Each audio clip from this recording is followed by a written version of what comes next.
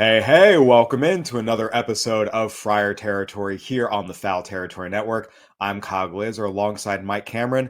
The San Diego Padres are 13-3, the best record in Major League Baseball after sweeping the Colorado Rockies over the weekend, and not only sweeping them, shutting them out across all three games. One of the most dominant performances we have seen from any team in Major League Baseball thus far this season. Mike, I don't care who you're playing. The 62 Mets, the 2003 Tigers, the 2024 White Sox. To hold a team scoreless for three straight games over the course of an entire series is an incredible accomplishment. Definitely at the big league level, that's very difficult to do. Obviously, is it more about the San Diego Padres pitching staff, or is it more about the young Colorado Rockies offense? But it yet and still, was done and took advantage of a very big series in that specific series in order to get back home to face a really hot team and with the Chicago Cubs. No question. And the Rockies are a team that is going through a youth movement. And I was at the game Friday night covering it. And I even texted a friend that when Nick Martini is your number six hitter on April 11th, that's not a great thing. This was very clearly not an offense that's in a great place. At the same time, it was such a dominant effort that you can't help but just give the Padres kind of, all the plaudits they deserve. Not only did they shut the Rockies out three games in a row, they held them to 9 hits the entire series. It was the starters, it was the bullpen all the way around. Nick Pivetta went out, shook off a rough start in Chicago, came out 7 scoreless innings with 10 strikeouts. Kyle Hart shook off a rough start in Chicago, 6 innings, 1 hit, worked quickly, got it to the bullpen, game over. And Michael King capped it with a 2-hit shutout in the finale, his first career complete game. And all these games were completed in under 2.5 hours. The starting pitchers went to work, made it look easy. And I thought it was particularly notable, too, because we had talked about this. The most recent turn through the rotation, the first three games in Chicago, followed by the first two games against the A's, the Padres rotation took it on the chin. They had an ERA over 11, or of 11, I should say, during that stretch, 17 walks and 18 innings. They were averaging less than 4 innings a start. It was rough. Randy Vasquez comes out, turns the tables on Wednesday against Sacramento, 5 innings, 1 hit. That leads into the weekend series. Again, this is a rotation that when everyone's at their best can dominate with the best of them. And we saw that this weekend. Really just a dominant, overwhelming performance all the way around. They really made it look easy. Yeah, San Diego, the Padres pitching staff has done a great job of taking advantage I guess, a poultry offensive team, with Colorado. But at the Yeah. same time, they're still building their starters up, and these guys are getting a chance to get their stuff a lot crisp, a lot sharper. I'm pretty sure we would expect a much better showing from Dylan Cease, the clean shaven Dylan Cease, as that is. But yeah, but they just look to continue to um, be at their best, and obviously against one of the better teams right now in the National League and the National League Central Division leader right now in the Chicago Cubs, and they're facing James Talion. So it'll be very interesting to see how they can continue the success of a home cooking. Absolutely. We will definitely preview that series later. It should be a great one. Okay. Mike, one of the things with this start that's been so impressive, first and foremost, we have to put it into historical perspective. Only 34 times in 125 seasons in Major League history has a team shut out another team over a three-game series or more. So this is Wow. very, very, very rare what the Padres just accomplished. Again, no matter who you're facing, absolute dominant showing and something that should be appreciated. Again, allowing 9 hits in three games, it was just complete and utter overwhelming performance. And I think what was so encouraging about it is we have seen the Padres at home be absolutely locked down on the pitching staff. The Padres are 10-0 at home, perfect home start. They have 6 shutouts in 10 Yeah. games at home. Look, Petco Park is a pitcher-friendly park. We know that. That's especially true early in the year when it's still a little chilly. You have the marine layer. The weather hasn't really warmed up yet. But 6 shutouts in 10 games. This is a team that, when they're home, they're feeling themselves and at their best. Yeah, look, I mean, this is what you call your typical home cooking because when you get this type of performance out of your starters, especially at home, it only alleviates the stress on everyone everywhere else. I always say that the starting pitching is the next day's energy as far as like how you start, whatever it is, and they've done a great job in doing that, and they are probably going to continue to get better as they continue to start to continue to build themselves over the course of the season. And once again, that starts again here with Dylan Cease, looking for a more sharp, crisper Dylan Cease in this particular matchup against the Cubs tonight. Yeah, Mike, I wanted to ask you because you played with so many amazing starters over the Yeah, course of your career, especially in yeah. Seattle, and that rotation was on point with Freddie Garcia and everyone. How much does it set the tone for the entire team? When you're in the outfield and you're watching your starter just go down and mow teams down, how much does that energize you and the rest of the team as a whole? It makes for your offensive team to seem that much better because when you're holding the other team down and you're trying to put someone on the board, you know that all you need is a few runs at that particular point to put the pressure on the other team. We used to say, with Pedro, all he needed was like a 1.5 run or 2 runs, and he was going to be dominant. Same way with JP. I mean, he felt that same way. You get this guy a couple of runs, and they just know that we're around. They know how to pitch. They know how to avoid heavy traffic. Even when he's in heavy traffic, he understands how to get out of it. But in this case right here, it's just the San Diego Padres have just been dominant. Through their first in this 10-game homestand. I mean, 10 games that they've won at home. They've been very dominant in a sense, and they're just looking try to continue that as once again guys start to get their stuff just even more tapered down. And I mean that was a big one last night with them basically shutting down Colorado. I Yeah. mean, just shut this just like didn't no there's nothing going. There was no home cooking for Bud Black being back in San Diego this last series. Yeah, Michael King, two-hit shutout, and it was a one-hitter going into the ninth. He gave up one hit in the ninth, then quickly erased it in game-ending double play. It was just an utterly dominant performance from a pitcher that has shown himself to be one of the best in the National League. He was top 10 in NL Cy Young Award voting last year, had Yeah.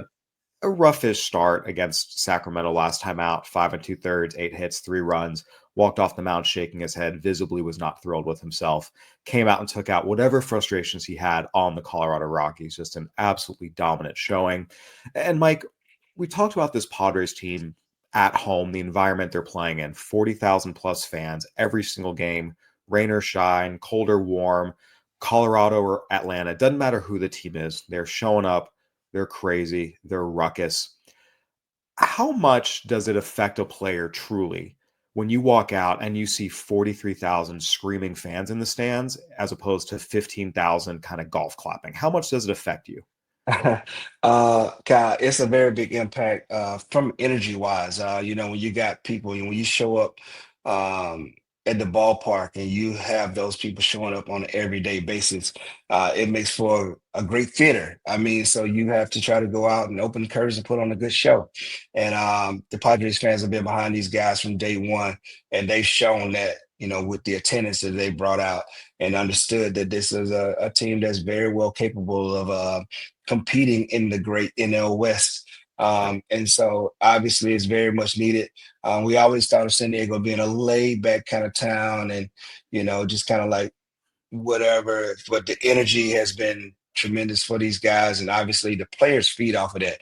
When you got a packed house, you know that they're coming to see something special and Yep. they're wanting some things to happen special. So kudos to the San Diego Padres fans here to continue to show up and show out in their city, man. It's San Diego, man. I mean, and to get that type of energy, is really a blessing in itself for them and for the team. Yeah, again, the Padres have been top 5 in attendance every year since 2021. They're on pace to be so again this year. And I think one of the things that's special about San Diego and what a lot of outsiders don't understand is look, San Diego is an extremely passionate sports town.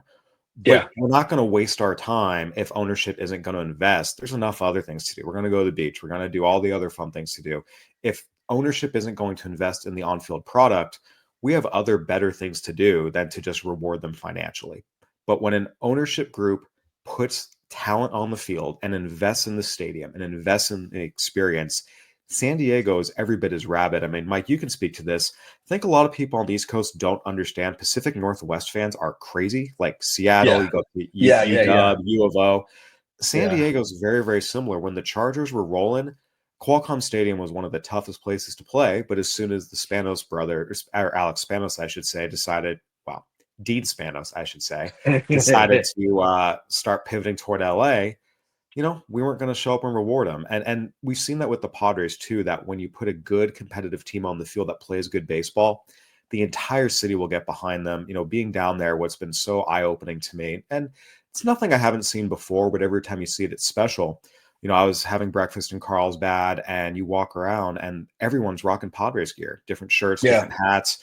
You go yeah, down, and that's from Carlsbad all the way down to downtown, go to North Park, go out to Poway.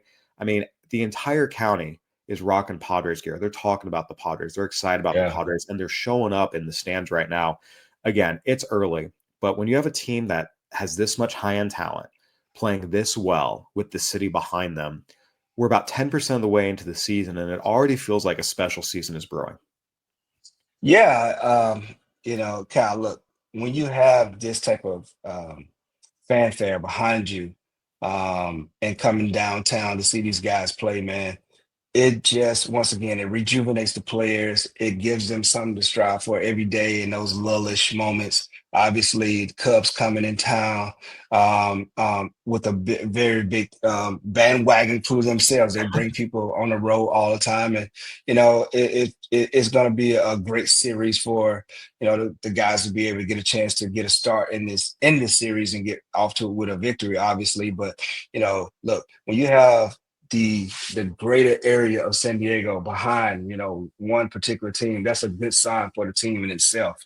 I mean, people everywhere, all across the San Diego County, I mean, it's just a beautiful thing. And the one thing I used to like, I still remember when I was a visitor and we played Sunday on there, and they used to have the military up in the stands in right field. And then Yeah. I got a chance to see it a little bit over here in Petco. And obviously, those are always a good things too. But when they show up on a Monday and Tuesday, when they can be out at the beach and whatever else it is, man, you're doing something well. People that want to come down and actually see you play and pay the money, spend their money, well, hard earned money to see these guys play in a series as too. Absolutely. It's been a great start. Mike, we have a lot more to dive into. We're going to hear a quick word from our sponsors, then we'll jump right back into it. Hair thinning is very common, very frustrating problem that many men deal with. From stress and nutrition to hormones to lifestyle, so many internal factors affect what you see on the outside. Luckily, Nutrafol is here to help. Thinning hair is different for men and women, so a one-size-fits-all approach to their hair growth doesn't cut it. Nutrafol has multiple formulas for men and women that are tailored to different life stages and lifestyle factors. Nutrafol is the #1 dermatologist-recommended hair growth supplement brand trusted by over 1.5 million people. See thicker, stronger, faster-growing hair with less shedding in just 3 to 6 months with Nutrafol. Start your hair growth journey with Nutrafol for a limited time. Nutrafol is offering our listeners $10 off your first month subscription and free shipping when you go to Nutrafol.com and enter the promo code FOUL. Find out why over 4,500 healthcare professionals and stylists recommend Nutrafol for healthier hair. Nutrafol.com, spelled Nutrafol.com, promo code FOUL. All right, welcome back to Friar Territory here on the Foul Territory Network. Mike, we've talked a lot about this Padres team having their way with opponents at home. Again, 10-0 at home, 6 shutout innings. And that has fueled this incredibly hot start, 13-3, the best record in baseball, while playing difficult opponents to open the season. We talked about this Yeah. before the season. Atlanta, Cleveland, Chicago to open up was not going to be easy. They got through that 8-2. And as we talked about, that was going to put them in a great position. I even said to be 14-2 or 13-3. And that's exactly where they are. They're taking care of business. It's only 1/10 of the way through the season. It's April Yeah. 14th. There is so much baseball left. So on the one hand, it's great to see. On the other hand, you have to keep in mind you don't want to go overboard. But I thought it was interesting. I was curious and went back and looked. And 7 of the last 10 years, 10 full seasons, I should say, the team that had the best record in baseball at this juncture went on to reach the playoffs. 4 of Yeah. them went on to reach the World Series. So anytime you open a season, when you show you can win 13 games in 16 days, or I should say 13 of 16 games at any stretch of a season, you can't really fluke your way through that. You have to be a good team to pull that off. And it seems like this hot start, it is indicative of good things to come. Everything we're seeing, none of this feels flukish. Not at all. I mean, I think for the most part, there was some questions about the team on in some certain areas, but for the most part, you have a very really good team intact, and you have some starters that can carry the staff a little bit, and even though you're missing two of your veteran starters, but at the same time having you know three guys that very formidable that can hold their own over the course of this time has been very beneficial for the ball club. I mean, the team only needed to add was a few pieces here and there to try to make it a championship caliber ball club. So the questions are gonna be there. It's just a matter these guys have gotten off to a really great start and they're looking to continue that and there's no other better way. I mean, if you get off to a great start, you're just trying to maintain, in a sense, as the season go on. You get off to a bad start, then you got to try to put it together and figure it out and grind it out every single day. Basically, this part of the year, San Diego is giving them, they bought them some time, being in this position, but still, as their record shows, they're still like only like one or two games up because you got the Dodgers there and you have the San Francisco Giants in the same division, so they can't be laxed at all. They got to try to continue this run that they're on right now. It probably won't be a 13-3 run per se over the next month or two or whatever. But obviously, we're not finished with this month going into this month. But right now you're just trying to focus on winning series. I mean, you win series, and that obviously, if you win more series over the course of the year than you lose, then you're going to find yourself in a good place. Yeah, Padres have won 4 of their 5 series. And Mike, you've lived this. The 2001 Yeah, Mariners went yeah. 20-4 to start the season, set the tone for what was going to be one of the best seasons of all time. You've been with some teams that have had slow starts, great starts. How big of a difference does it make for the entire clubhouse to get off to a start like this? It makes well for the team in itself because that only bodes, winning environments. I mean, it just makes the air lighter and throughout the clubhouse. And there's less questions, and it's more about just playing the game and seeing if you can maintain that. We went 20-4 and then like 20-5 or something like that, maybe 15-5. So we were up, like we were really up, and we needed to get out to a good start because our division was very tough, and San Diego Padres in a very similar situation, and you don't play each other as much in the division as you used to, Yeah. So it's very important when you have a start like this and the opportunity to, build some ground and against those other ball clubs to take advantage of it when you get the opportunity. Yeah, you mentioned that comfort, that confidence, that kind of just looseness in the clubhouse. And we're already seeing that, covering this team, being down there a lot.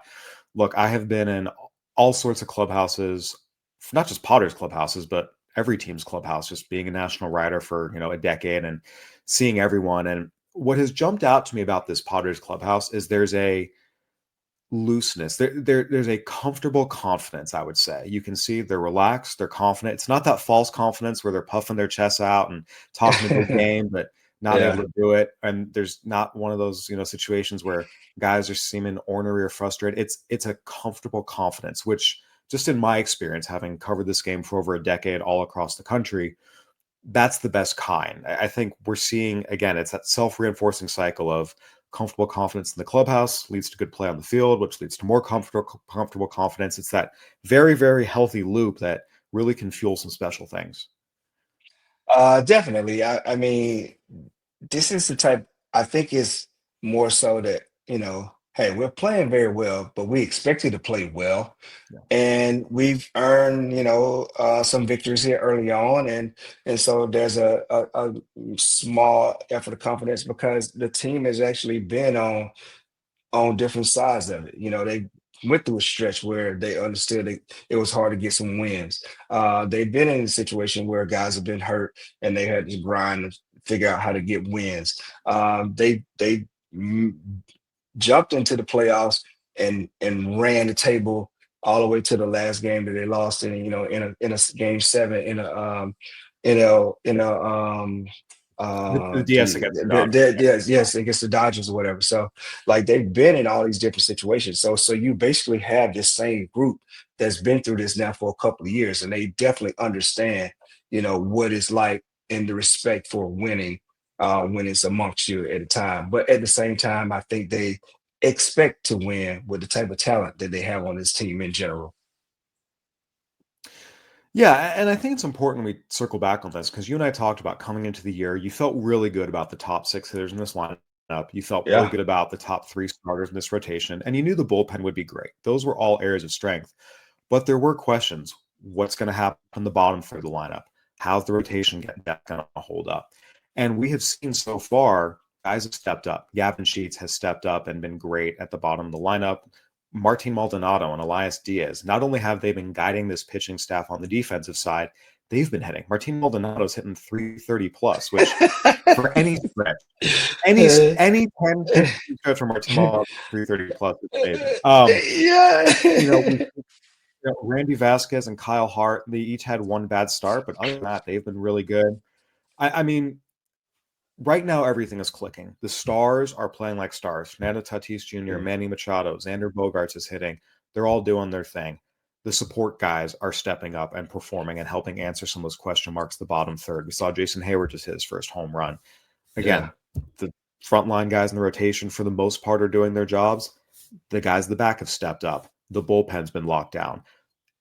And they're just playing great baseball. And I know we say this every show, but it's because it's so impressive. This is a team that leads the majors in hitting, is second in ERA, is tied for second in stolen bases. It's been all around. They're hitting, they're pitching, they're playing good defense, they're running the bases well, they're playing with an edge, they're relentless, they're aggressive. Again, sometimes you can see early on, some teams just kind of have that special combination of high-end talent and they play good baseball. That's when special things happen. And the Padres so far are showing themselves to be a team that falls in that category. Most definitely. I think the one thing that sticks out to me more than anything is like you got three of the, four of the better players in the National League on your squad, and they're all playing well. I mean, and that bodes well for a team. That bodes well for Cronenworth, that bodes well for Jason Hayward, that bodes well for the catchers, the combination of those guys. And then look, what Xander Bogaerts is capable of doing, over the course of a baseball season. It's just a matter of he can maintain it now at this particular time at his age as what he is and be still consistent on defense. And then you add some other pieces, coming in with Gavin Sheets and those guys. And so they're starting to take off. And, hopefully you hope that they can maintain that consistency that they've given this ball club right now, and that stability that they've given the ball club, and continue that. And so, we expect, I think everyone around expect there were some question marks, and once again with the San Diego Padres, but at the same time, we marveled and talked about how much the Dodgers have done and how much they've improved their team. But, San Diego just really lost a couple of pitchers. That was supposed to be in Joe Musgrave and obviously him being hurt and then you having the opportunity Tanner Scott and then Profar in the lineup. There's no question. Yeah, and I think what's been impressive as well, we've talked about the resilience this team showed early on in terms of coming back from deficits, and we're starting to see the resilience now in terms of injuries. Go back to last Tuesday against Oakland. It's one of those bad days where Jackson Merrill goes on the IL. Jake Cronenworth and Fernando Tatis Jr. both leave injured. and the Yeah. Padres lost the game. So it was a rough day Tuesday, and they came back. Randy Vasquez, again, with the Padres missing a third of their starting lineup in Merrill, Yeah. Cronenworth, and Tatis, come out. Randy Vasquez steps up, 5 innings, 1 hit. The Padres win that game 2-1 to take the series. Coming back out to San Diego, Cronenworth goes on the IL, has a fractured rib. By the way, he hit a home run in Sacramento with a fractured rib. Mike Schilt after Friday's game made the comment that that was a microcosm of this team's resilience and toughness. Jake Yeah. Cronenworth hitting a home run with a fractured rib. I mean, Mike, you've played through injuries and all sorts of nicks and necks, but homering with a fractured rib. Yeah, I don't know, man, because that affects everything. It affects your breathing and everything. Like that's a tough one. Yeah. But Kyle, as you said, Cronenworth that he gets hurt or whatever, but you got like some guys that understand how to win that's on their team. You brought in a Jose Iglesias who can play all over the field. You brought in a Yuri Gurriel who's been in winning environments. So these guys understand how to win in part-time situations and maybe a stretch of full-time in a sense, as that we're looking at this particular time right now. But like you brought in players that understand that you don't miss a beat when you bring these type of winning ball players in that understand how to win ball games. Yeah, and we talked about that the Padres needed to go out and sign a lot of these veteran non-roster invitee types. And Gavin Sheets and Jose Iglesias were two signings that we talked about. We really, really liked from the outset, thought we're going to make a positive difference. Gurriel and Hayward, we had some more question marks about. They've each had good moments. We need to see how they've maintained it over the course of the year. But you're right. Look, I mean, these are the intangible things, the toughness, the resilience that are hard to measure when you look at a team on paper. And I've said it before, I will own it again. I thought this Padres team was going to win 85 to 87 games, finish just outside the postseason, and ultimately finish, a little short with the depth becoming an issue. The way they're playing right now, the caliber of baseball they're playing, I'm like, yeah, I was light on them.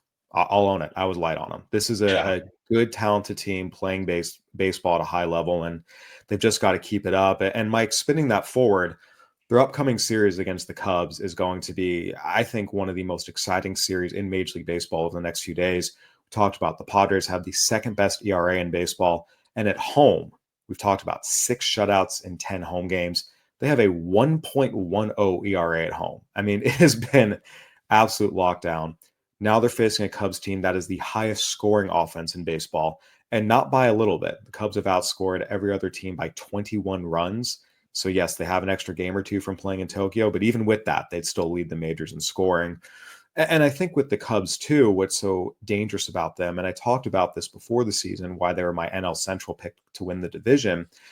It's 1-9. Everyone can hurt you, and they can hurt you in different ways. They have a good right-left balance. They have power hitters, contact hitters, guys who can steal bases. Talked about the Padres being aggressive on the base pass and having the second most stolen bases in the majors. The Cubs are first. So this is also an aggressive, relentless offense that just keeps grinding you down. The Padres went to Chicago. The Cubs took 2 of 3 there. Almost had the sweep. The Padres rallied to win the finale.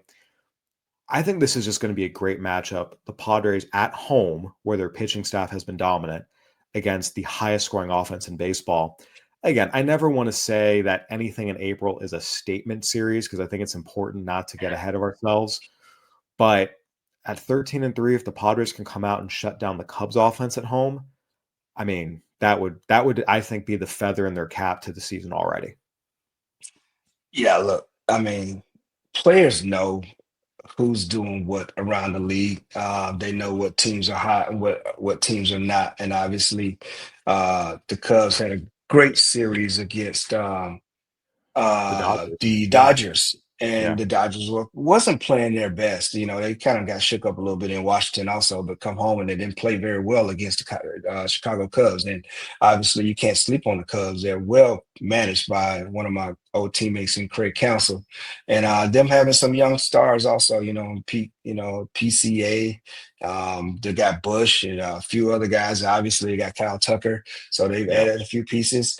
And right now, they're coming into the den of a hot San Diego Padres, trying to continue that same thing. So it will be a great clash in this series, and then look forward to having, these matchups. The first one, with Talion and Dylan Cease tonight, they're going to get a chance to link up. And once again, we know that Dylan Cease, no matter what his record shows, he's proven that he's one of the top starters in the National League, not just in the National League West, but in the National League period.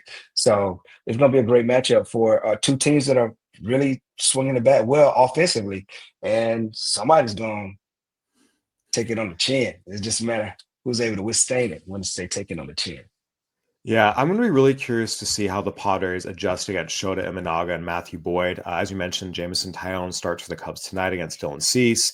After that, it will be Shota Imanaga on Tuesday and Matthew Boyd on Wednesday. And when the teams went to Chicago, those are the two pitchers who opened the series against the Padres and really shut them down. Two lefties that really did a good job against them. And the Padres have had some success against lefties this year. We saw them beat Kyle Freeland the other day. They obviously took care of Chris Sale in the opener, but they have had moments where lefties have given them a little bit of trouble at times and certainly held them down more than righties. So seeing how they perform against Imanaga and Boyd their second time through seeing them this season, that's going to be the key thing I'm watching. And Mike, you can talk about this. I mean, when you have a guy who shut you down the first time you guys saw him, or even the second time you guys saw him, the more you see a guy, the more comfortable you get. In theory, the better you should perform against him. When you've had a guy that's kind of shut you down before, what's the approach going into that next outing? Just try to understand why they were shut out. Also, the guy's probably not going to pitch you the same way since it's been so early, right out of the gate, since you just last saw him. But the thing is, like, you're aware of his stuff. You understand what he was able to do to be successful, and you got to understand what you need to do to try to disrupt that. And so going into this series, I'm pretty sure that, these guys will look forward to the rematch up this time being at home. So obviously it's going to be a really good series against the two lefties at the end, because both of those guys have been pitching well too. Yeah. So, but first and foremost, it's always about game one and trying to set the tone for the series. And that's what Dylan sees tonight. And them trying to get a hold to James Taillon. Yeah, absolutely. Dylan Cease looking to bounce back after allowing 9 runs against Sacramento in his last start, tying his career high. Like you said, he's freshly shaven. He no longer looks like a Civil War general. He looks like someone very, very different. But we'll see what he's able to do. And if the Padres can keep their perfect 10-0 home record intact, make that 11-0, again, it's been a great start. Mike, before we wrap up here, one final question. The old saying is, who you are after 50 games. That it takes 50 games to really know who you are as a team. Yeah. Do you think that's true, or do you think you know who you are earlier than that when things are going well?